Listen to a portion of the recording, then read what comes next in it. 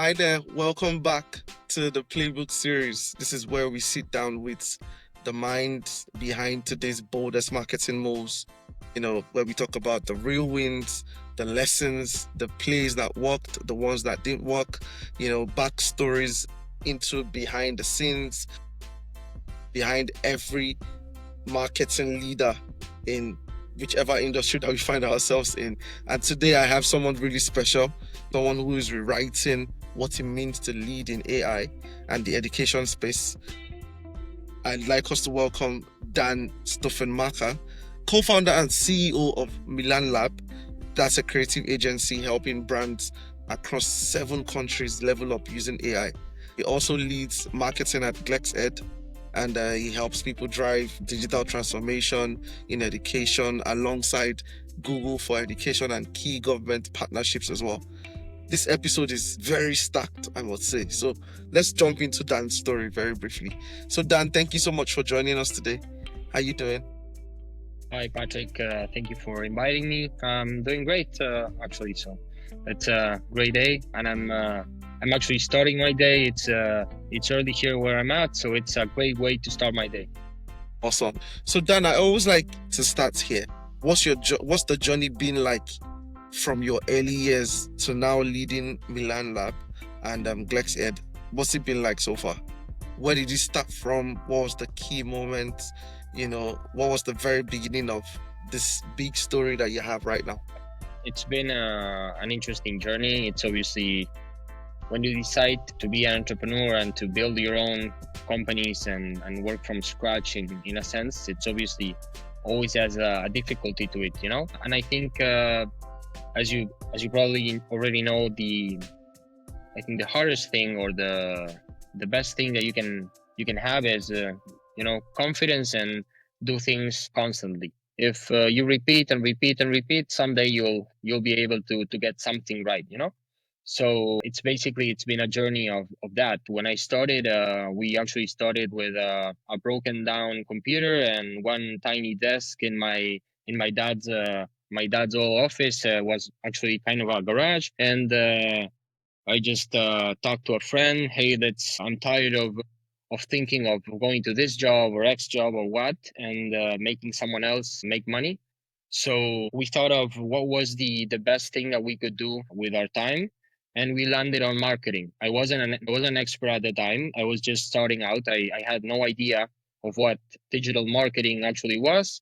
So first we started learning and understanding and getting to work with a lot of people in that field. And slowly and little by little, we started creating our own company and doing things ourselves until we were big enough to hire one person and then another and so on. So basically, we always started with scratch, zero budget. And I think that's where the best businesses are built, right? Yes, exactly. Wow. That's interesting.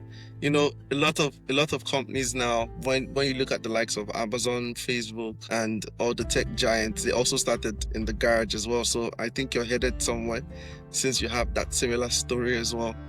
Awesome. So Dan, did you always think about AI when you started out?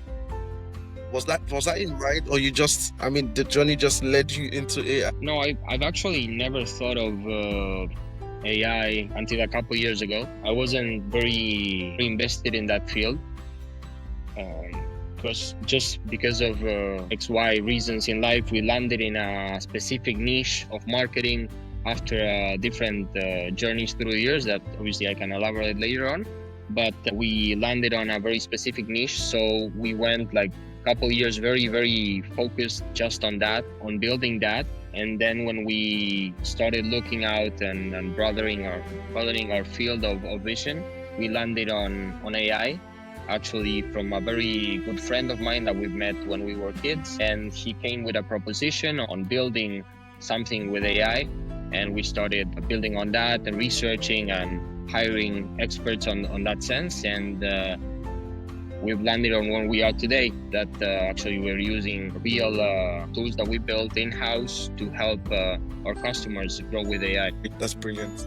So what does that actually look like behind the scenes? So for instance, how does your typical day go at the lab? How do you help these people move from the traditional style of marketing to, the AI-driven style? I think everything with AI, everyone's going to be able to do everything with AI in a short period of time, right? So there's no magic into that. That's why there's a lot of companies launching non-code AI and a lot of things that you can build yourself without that much technical background, if you are savvy and you know how to work it. So I don't think the key is in the specific tech, but on the logic behind it. So you're always going to need a human mind to understand the problems that the other one has and see where you can build something that will fix an actual problem. And that's why on what we focus on the day-to-day. So I look at my clients or the prospects that we are looking at, and we're thinking, okay, let's take the tech aside. If it was AI or whatever, what would we do to solve this? And then let's focus on the tech. So first the solution, and then see what tech fits better to that solution. I think that process, that reverse process, gets you to a better result. So that's what we do normally in my day-to-day. Interesting. So across all the countries and clients you've worked with, what's that one campaign that you are incredibly proud of? What's that one campaign that you're incredibly proud of? That's a great question. We've done different things over the years. One of the points that I like the most is when we work with one of the things is when we work with Softonic, or a big tech company. We had a nice project going that we had like a short time project specifically for a campaign that we're doing. So I think that was very interesting. And when we worked, one of the most, I don't know if the biggest, but one of the most challenging for sure, was when we worked a lot in Middle East. Mostly we had a lot of work with Dubai and so on. And there was a big season that we worked with big hotels and stuff. So the icon and different big hotels there. And it was a big campaign, but mostly I think what I took from that is that you need to understand a lot of the cultures on where you're working. And that's more important than anything else, to understand how to make it a successful campaign for that specific part. So a little bit of that. And we've done a lot of, I'm partially very, very keen to gastronomy and that kind of field. I love food. I love drinks. Like actually behind the scenes, I'm a professional bartender and everything. So I like that genre of work. So we've done a lot. One of our big campaigns was with a US chef that does a lot of personal cooks for big people that I cannot actually say because of NDAs, but he goes to big mansions and does private stuff on that. So we did a big campaigns and a lot of production in that. So it was one of the things that I enjoy the most. Awesome. And I mean, you mentioned the challenge of cultural relevance across borders. So how do you solve that? So considering maybe your last projects where there was that particular balance that was needed, how did you solve that? After I failed a couple times, that's the actual answer. That's the truth, because there's a lot of understanding other people's culture, and it's not always easy. And obviously, we failed a couple times. We saw that the differences were not differences in how we are as human beings, but there's a lot of language barriers and a lot of technicisms and a lot of ways of how they like work to be done in a specific sense. So it's a lot of trial and error, and it always helps that obviously we figure out later on, but to have someone that's from that place lead you the way, guide you a little bit and do big research on on that place where you're going to work, and have someone local, for sure it definitely helps. Awesome. That's interesting. Thank you, Dan. So I wanted to touch a bit on GlexEd, if that's okay.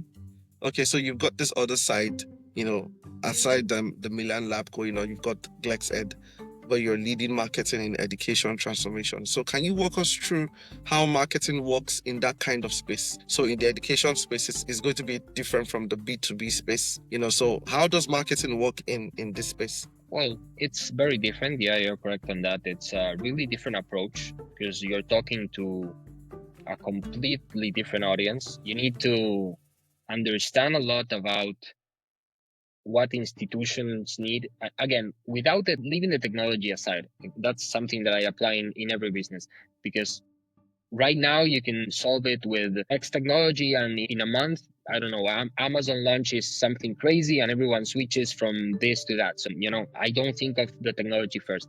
So you need to understand really well that the field you're working on. And in the edtech business, you need to understand the final consumer, who is, funnily enough, not the person you're talking to, but ultimately who's going to use what you're doing. That is the kids in the schools, right? If you're talking about the institutions, without taking government aside, but like, you mean private or public institutions, everything is related to the end goal, that is that the kid is better prepared, So you need to understand how you're gonna get the people that actually make the decision understand that, because you're not talking directly to the kid, you're talking to the parents, you're talking to the principal, you're talking to the whatever, So it's that kind of play to understand how you're going to impact that without talking to the direct audience you're going to impact. So we think a little bit of that, and I think it's very important, because it's a more of a show me what you're doing and I'll believe you kind of a scenario. Schools need real proof. They need real success cases. They need a lot of things to make a decision, and you need to understand that that specific field. Because some schools are ruled by a board of directors, some are ruled by a founder, some have just one people that makes the decision, some have 10. So it's a very specific field, which I find very, very interesting. So you need to tailor that very specifically. Interesting. So, what was the backstory behind GlexEd? How did you get into that industry or that niche? Well, I've always, as I said, I've always worked not by myself, obviously with partners and co-founders, but I always try to create my own businesses and such. But it was a very interesting opportunity for me, because I have a personal connection to that field. I've always liked, how do I put this? I think education is one of the few fields that hasn't made a real and a big change as the other fields. If you look at a picture, the typical meme that you can find online, if you look at a picture of a school in the 1900s, or if you look at it now, it's the same kids sit down in the same stools. So I'm always been a little bit touched by that, because education for me was a little hard, getting on the personal side without taking it too off track. But I have a big case of OCD. I've been battling with my whole life. It's part of who I am, myself, and everything. And when I was a kid, it was complicated for me in school, because I got frustrated. I wrote the same stuff over and over. I broke the pages. I broke the pencils. So, like, I couldn't pay attention, or the teacher was like, "Why are you not writing what I'm putting down?" Like, and I'm saying, if I write it, I'm not paying attention to you, so I'm not getting anything. Like, I had a different process of getting the information, and the schools are not prepared for that, So everyone thinks that you're just bothering the teacher and you just don't want to study. So that's why when I got the opportunity, the offer to get into edtech, I thought this is a nice way of making a difference, of getting a new form of education into the system that so badly needs it. Because a lot of docents and everyone do a great job. They want to do a great job. They love kids. They love education. But you need to have a lot more tools than you used to. Yeah, back then, kids are way smarter now. Kids are very tech savvy. I have a 9-year-old. She uses the phone better than me. So you need to be able to teach, thinking of that kind of kid and not the one that was when you studied. That's really interesting and very profound, because you find out that so many teachers are actually being taught nowadays, because the kids are way ahead when it comes to how vast they are with the technologies that we have these days, which is very interesting.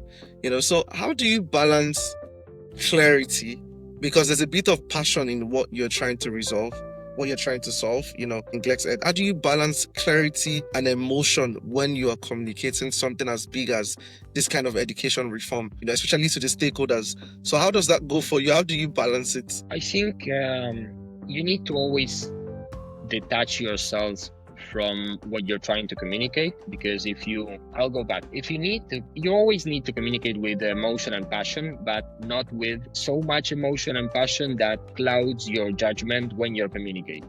So you need to not detach yourself completely, but you need to take a step back and think of what you're trying to accomplish and not your personal feelings on the matter, So that's one thing. And the other one is thinking of, like, there's a lot of when you hear tech in education, there's a lot of pushback, right? There's a lot of people that want to do things as they always done, with paper, pencil, and so on. And so you need to get people to understand that this is good for them and not bad. This is not going to take any professor or any docent's job away. It's not.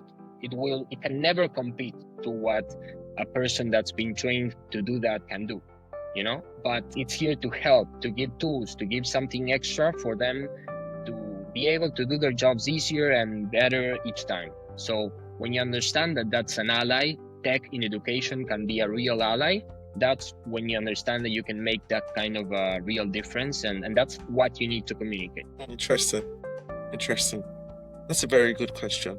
So I have a question. Now I'm going to switch back to the AI part itself. So I want you to imagine you're in a stadium filled with a lot of maybe entry-level marketing professionals or junior marketing professionals, and a few of them are considering gearing towards the AI marketing niche, for instance. And you wanted to give them like a playbook. The playbook would be actual steps that they could take, to succeed in this particular niche. So what would you tell them? You found yourself, let's imagine this is a very big stadium, about 32,000 of them are seated right now, and they want to hear, what's your playbook for getting into the AI marketing niche, for instance? Okay, perfect. The first thing, whether it's AI or not, the first thing would be, you don't only not need to do this alone, but you shouldn't do it alone. You should find someone with a like mind and that complements your abilities, and then build on something together. That's the first thing. But focusing specifically on AI, I think that, as I said before, AI has a low entry threshold. You can start by the simplest of simplest things, because you don't need to code it. You have a lot of non-code platforms to do it. So I would advise first to start with, for example, OpenAI right now has over 10 new courses on AI that are free, for example, that you can use to start with your AI base. So that would be one thing. Start with that. If you find out that you know how to work it, you're interested, and you know the basics, then start leveling up. But do it slowly and understand that you can go from scratch to everything. You just need to have patience and do it yourself, because it's not something that you cannot learn if you put a little bit of thought into it. So I would advise that. Start doing that, and then, as I said before, think of a specific solution that you can solve for a specific niche, preferably something that you already know. So you can apply it to something that you already know. If you like sports, if you like music, if you like whatever, focus on what you like and what you know, and find something that you can solve with AI in that specific field. So there you will have a great understanding of AI, understanding of a solution that you can build, and then it's just a matter of finding the right people to do it with and creating that solution. So let's get tactical for a second, Dan. What does your toolkit look like right now at Milan Lab and GlexEd? What are the tools that you cannot live without? First, I use AI daily. That's become a reality for me. You cannot have a good workflow if you don't have AI in it right now. So first, think of and go beyond ChatGPT, like think of AI agents and how to integrate them into your daily workflow. That's my tool package right now, what I use. We've created several solutions using AI agents to use on the day-to-day. Obviously, as everyone already knows, the Jarvis in Iron Man's head, we've created a kind of something like that. So a personal butler AI, and we use it all the time. That's my main tool day to day. But if you want to go simpler, at least have your ChatGPT well done, write prompts for each folder, create your own folders for each project, put the full information that you can, upload archives to each of the projects to give the AI more information, divide everything, have everything very organized. So when you have an issue, when you have anything that you need to do, you go back to that folder. It already knows what you need. It already knows how you want that specific project to look like. So if you don't have a custom AI tools yet, at least have your ChatGPT game on point. That will save you countless hours on the day to day. Interesting. I mean, even just to add, one of the things that we have in the Playbook series is our producer actually is an AI agent. The person who produces the YouTube, the final outcome of the series, and it's quite interesting because it saves us time. Things like transcripting, editing, soundtrack, removing all the gaps, everything. I mean, it's interesting what AI could do, So that's interesting. So Dan, you lead a remote and hybrid teams across different countries. So how do you keep everyone aligned creatively? How do you keep everyone aligned? I believe on building on a really solid structure. The first thing that I think of when I think of business is the phrase that my father said more than once, that a good leader is someone that is on the day to day and helps you and tells you how to do things. But a great one is someone that understands that they don't need to be in every small detail, and they don't need to know how to do everything. They just need to know who to hire to handle each matter. And that is an art, a fine art, to know who's going to handle each situation the best. So if you're gonna handle a hybrid team, you need to have that structure very solid and very organized. If not, it's going to be insanely impossible to manage that quality across the different levels. I mean, that's very, very true. Very true. So are there any systems you've built internally? Maybe the system to hire, the system to pick who's best for whatever situation. Is there any kind of system that you built internally that others might want to steal? I think that for internal usage, like you mean like communication and workflow and stuff, there's a lot of tools that are already are developed, and you don't need to reinvent the wheel in each step of the way. For internal use, you have amazing tools. Obviously, you can better them with AI and AI agents. That's what we do. But if you don't, as I said, if you don't have that done yet, you can use for daily workflow. I recommend Monday.com. That's amazing for daily workflow. If you don't know how to work Monday because it's a bit more technical, you can work Trello. That's simpler, but Monday works amazingly for good communication. Slack, I think it's the best for the day-to-day simple things. So use the tools that are already at your disposal and have systems in place. That's the most important thing. So everyone follows those systems. If you're going to use Slack, use it. If you're going to use Monday, use it. Whatever you're going to do, use it. That is, a lot of people put on a lot of work on creating personalized tracking systems in-house and whatnot, and then no one and then ends up using them. So at least use the simple ones. That's what I'm saying. Awesome. That's good. That's good. Okay. So let's switch the play at this point. So Dan, one of the things we love to do at the Playbook series is we love talking about wins, but also we love talking about the flops. So we need to talk about the plays that didn't work. You talked about failing a couple of times, earlier. So what's that campaign or that project or that moment that flopped or surprised you, and what did you learn from it? Okay, it's a great question. The first thing I can think of is we had a point in the company that was complicated a couple years back when we didn't understand, not that we didn't understand, like we didn't follow the correct, say, economically. Sometimes when you try to expand, there's a lot of ways to do it. Sometimes it goes well, sometimes it doesn't. You need to have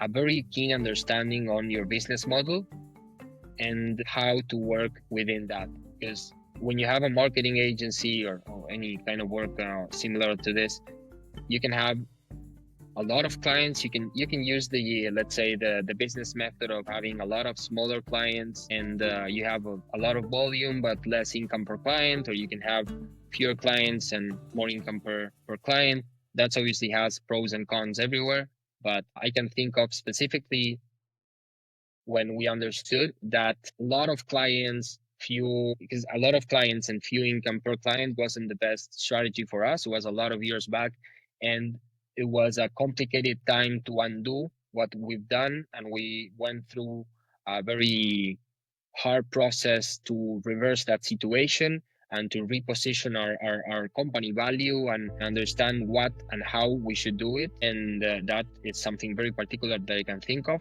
And my advice for that is have very clear understanding of your business model, which we didn't at the time, and that's what went wrong. And the other specific thing that I can think of is, as I said, one of the projects that we had in the Middle East that we weren't prepared for, in the sense of understanding the specific culture. Not that we overlooked it, but we downplayed the importance that it would have to understand better what the client is living in the day-to-day. And again, this was some years back, so we were not starting out, but we were having an expansion moment and didn't plan accordingly for it. So I think that was a big flop. The project didn't go so well. It was with a hotel near Dubai, and it didn't go so well because of that, because we didn't finalize the understanding of each other, And I took from that you need to have hyper focused research when you do that kind of expansion, and you need to have someone local. And obviously we regrouped from there, and we did that. We got someone local and we regrouped the information, and then had another client in that region that did went well. Thank you so much for sharing that playbook, Dan. Thank you so much. I wanted to ask, you've been in different countries, you've worked on different projects. Can you tell us about these countries? Just list them. Give us your whole full list of the countries you've, ran projects in, and which one was your favorite and missed on? We've worked on, let me run down the list. We've worked on, obviously, I'm from Argentina originally, so we've worked a lot in Argentina and countries nearby, Uruguay, Chile, Mexico. We've worked on, there was a big, we had Mexico, obviously we work a lot with the US currently as well, in different states. One of our favorite work was in Chicago and in Miami. Then we worked in Spain. We have a lot of work works in Dubai as well. We worked a lot in Israel as well. We had some work done with Australia. I think, a couple years back. So to be honest, we've had a lot of clients all over the world, and that I need to thank my outreach team. They did a good job on that. So, and I think one of the most satisfying works that we've done was in Israel. I loved it. We had a great tech work done there that was great. I really liked that kind of in the digital publisher field, and I liked a lot the work that we did in Mexico related to music. I am a big music fan, so we had a rap singer at the time, and we did big productions and so on for a whole video clip series that he wanted to do. I think that work was quite interesting. And as I said before, the chef that we worked with in New York and Chicago. So I think those were the jobs that, I don't know, bigger or not, but I think that the ones that stuck with me more. Awesome. Wow, that's a long list. And honestly, I think you should, I don't know if you've thrown parties already for your outreach team, but I think you should do more for them. Okay, I have a question. So about some time back, Argentina won the World Cup, How was that for you? How was that for the economy? It's a great question, and more so, I think it's the first time that someone asked me the question focused on the economic side. So that's interesting. Well, we've seen obviously when the World Cup happened, there was a big boom in Argentina. I think that not only from people from outside of Argentina that started coming here and so on, that obviously always boosts national sales, but from the people in Argentina as well. Like it was a sensation of, let's say, slight relaxation. And when people feel more relaxed or happy, it always impacts the economy. People feel like they can spend a little more. We won the World Cup, let's go eat. We won the World Cup, let's go do that and that. So I think it was, in an economic sense, it worked both ways, from people from outside that came here and spent money, or on online, even people sending a lot of Argentina t-shirts, and everyone that had an e-commerce with Argentina or World Cup stuff went through the roof, but besides that, the local people as well, I've seen a lot of money flowing around the next few months, let's say, in that sense, with the excuse of the World Cup. So, Dad, tell me, one of the things that I would also like to find out is if you were to do this all over again, if you were given the chance to start all over again, what would you change? That's a great question. To be honest, I don't know if I would change anything. On can I put this? You have two sides of it. Of course, I would have done a lot of things differently if I knew better, but how could I knew better if I didn't make those mistakes, So in that sense, it's complicated to say I would have done differently, because you don't know better until you do something wrong. So in that sense, I think doing something from scratch, it takes, as I said, the first thing is who you're surrounding yourself with. I think that's the most important thing. That can either sink you or can do that everything goes great. So the company you're keeping, it's everything. And on a personal note, I wouldn't change anything, because the journey that I did when we were starting out and we had our second office, when we moved out of, we had as I said, when we started talking, we started out in a very crappy place, but then we moved to a slightly bigger, crappier place. And then the third time, when we had actual money to rent something nicer, we went to a nicer office. And then in that office, I met who is now my wife. So I wouldn't change it, because if I didn't go through every of that, we would never met. She was working in that office. She had a marketing agency as well. And we ended up buying her agency. So we started working together, because I saw that they had interesting clients. They needed more work, more people to work on that, so on. And we made kind of a partnership, and we ended up fusing and absorbing them. And that's how, after a lot of years, right now in Milan, she's the co-founder with me and the chief operating officer of the company.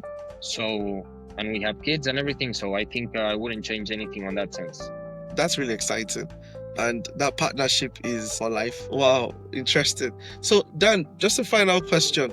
What excites you about where AI marketing is headed right now, and what worries you? What excites me, I think I'm a person who likes to have their time very organized. I'm very time oriented. I like efficiency. So I love AI on that sense.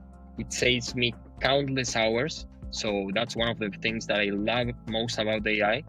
The time that it saves, it's insanely good for my work life. And what worries me could be when AI gets to a point where it's unrecognizable from humans in the speech or the face. Like there's a lot of avatar AI that's great right now, but you can always tell a little bit that it's not 100% a person, but in a couple of years you probably won't. That's something to just have on the lookout, let's say. Thank you, Dan, for sharing your playbook with us. From the global campaigns that you talked about in the different countries, to the education reform campaigns as well, to building teams. It's very clear that you don't just build brands. You're building more like an impact force in the life that we live in today, you know. And so for everyone watching this particular episode of the Playbook series, if you've loved this conversation, I want you to like, I want you to comment, I want you to share, I want you to also follow Dan's page as well, you know, and look out for the full episode on YouTube, on Spotify, and stay tuned. Thank you so much, Dan, for joining, and we hope to catch you on another episode, maybe with your co-founder as well, so you can give us more stories. But thank you so much for joining on the Playbook series, and have a blessed day ahead. Of course. All right then. Bye-bye. Thank you, Patrick, for inviting me, and thank you for everyone who's listening. Have a great time.